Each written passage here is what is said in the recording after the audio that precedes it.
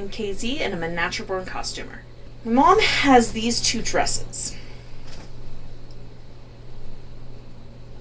They are pretty cute. They're the same company, whatnot. And my mom noticed that they fit, but she was noticing before she even put them on that the seams were coming loose. So, on this one, she added these pieces under the arms to make it large enough that it wouldn't like split open as she wore it. However, even though she did that, it was still splitting open as she wore it. This is the outside layer. The inside layer is even worse. So, I don't really want to try to make them function as dresses. I don't really see the point in that.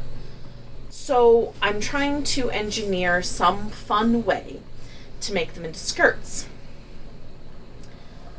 Problem being, any seam that I make is going to be a little iffy with this fabric.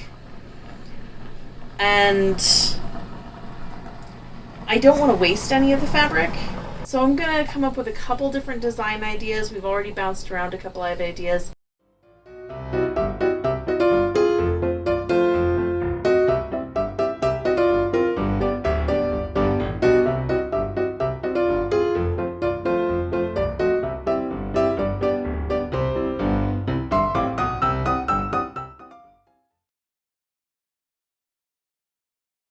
So for these dresses, I decided to do a whole bunch of different designs.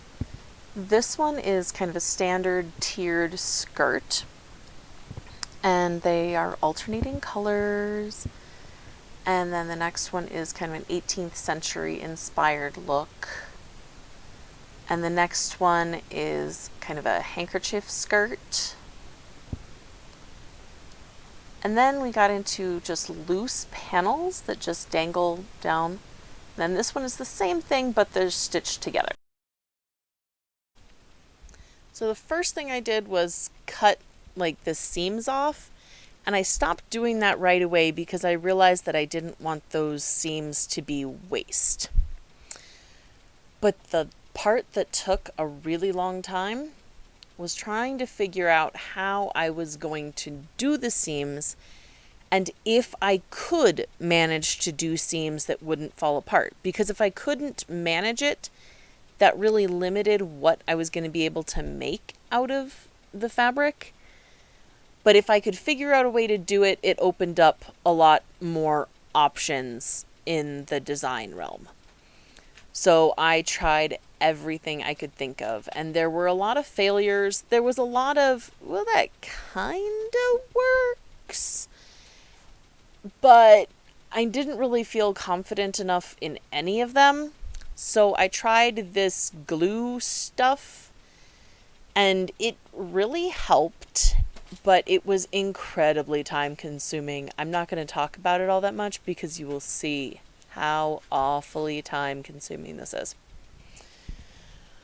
The only other dress that I've ever had this falling apart at the seams problem with was a Halloween costume. And from the company's perspective, I can kind of understand why they don't want those to last more than one wearing. They wouldn't want you to wear the same Halloween costume for 2 years in a row, right? So, as horrible as that is, it kind of makes sense for them. But these dresses were designed for everyday wear, so I guess this company doesn't want any repeat business. They want to get what they can out of you and call it good.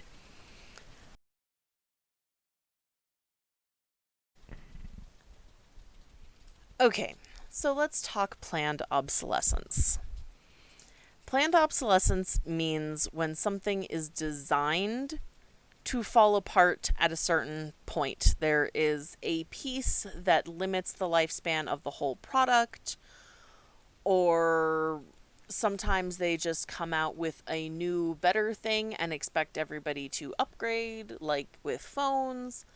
All sorts of things have been done that way. Light bulbs, they have actually created a light bulb that has lasted for, I don't even remember, over 150 years. I'll try to put the number in here. And it's still going, but they made limits on how long each company was allowed to make their light bulbs last so that people would have to go back and buy more light bulbs. So this system of having to rebuy certain things is the only thing that kind of keeps you buying more of something that you should be able to just buy once and be good. Like, your phone, when you buy it, works perfectly. If it would just keep running like that, you would never need to buy another phone. But that's not the way it works, and that's not accidental. So, fast fashion has really tapped into that. I've mentioned in a previous video that people spend on average about $200 a month on clothing, which, when I said it in the video, I was really trying to maintain an even keel saying that. And later somebody kind of called me on it and said, "Oh my God!" And I had to say, like, I think that's crazy too. In my entire life, I have spent $200 on clothing exactly once at a thrift store. Now, companies hate thrift stores because they compete for that cheap bottom rung clothing. If you can buy it at a thrift store, you're not going to buy it from those companies, right? So if those companies can continue to make things cheaper and cheaper and cheaper, they can compete with the thrift stores. Meanwhile, the thrift stores' prices are going up and up and up, but that's a whole nother story. But those companies that are trying to target that lowest rung of monetary price, they are targeting the people who can least afford it. And if you're buying that cheap stuff and you're going to have to routinely buy more because what you had fell apart, it's not actually saving you money. It's costing you more money in the long run.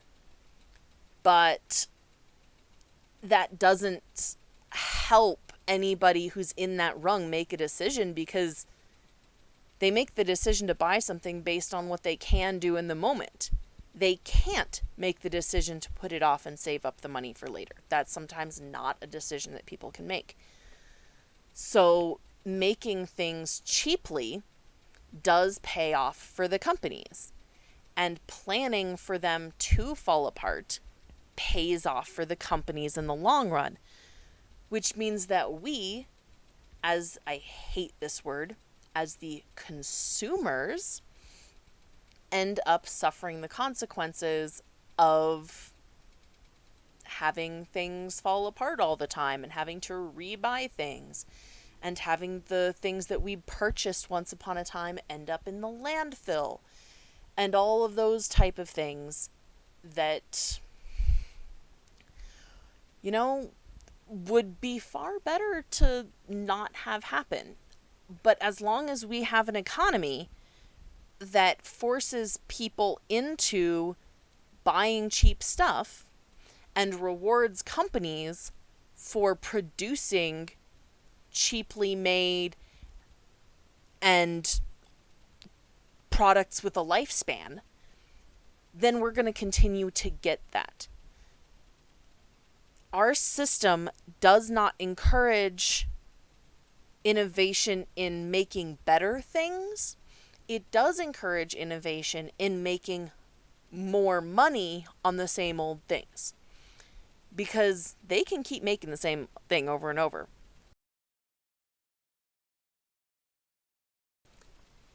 if we had an economy that was organized around splitting up the available work among everyone equally, and therefore the less work that there is to be done, the less work each individual has to do, that would encourage innovation in making things last longer, making things not end up in the garbage, making it so that we don't have to continually buy more and more and more and fill our houses with crap that is falling apart.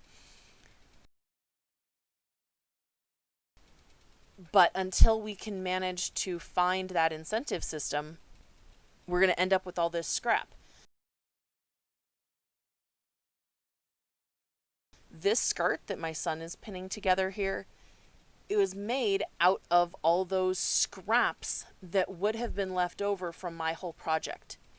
And you have to remember that when the dresses were originally made, they had more scrap than that left over on the fabric because they don't care. So I made that skirt to show what I managed to save from the excess. And here we are showing off all the things because it's fun. We did a fashion show and of course nobody showed up. This was our opening in October. So thank you very much, and I appreciate you listening to my rant. All right, have a good one, and you know the drill. There's buttons down below, and there's talking place, and tell me I'm wrong, tell me I'm right, whatever you want to do, I will listen and I will respond because I have opinions. All right, thanks again. Have a good one. Bye.